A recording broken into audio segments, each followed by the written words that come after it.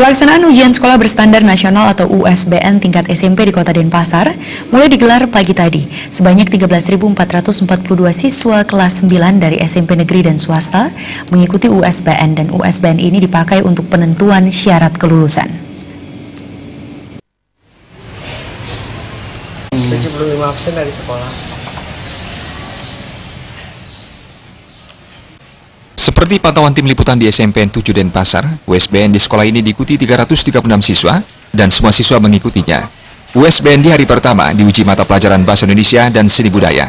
Menurut Kepala Sekolah SMPN 7 Denpasar, Titik Wahyani, USBN meliputi soal pilihan ganda sebanyak 90% dan esai sebanyak 10%. Pelaksanaannya masih menggunakan sistem kertas pensil. Soal USBN bobotnya hampir sama dengan ujian nasional.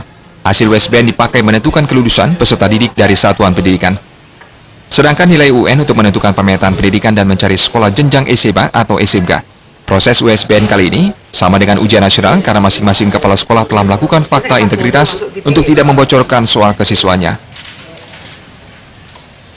USBN itu sebetulnya sudah biasa kita lakukan sebagai pelaksanaan standar penilaian ya. Jadi dari 8 standar itu, ini adalah merupakan pelaksanaan daripada standar penilaian.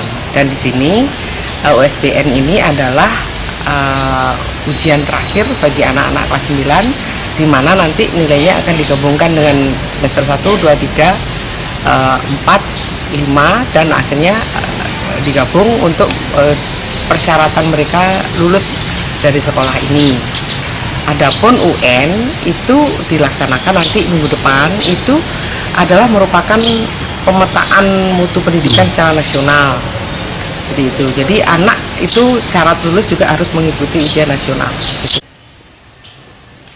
Wahyani menambahkan USBN akan menguji 11 mata pelajaran berlangsung dari tanggal 9 April hingga 16 April 2018. Sedangkan ujian nasional UN tingkat SMP akan dilaksanakan dari tanggal 23 April hingga Kamis 26 April mendatang.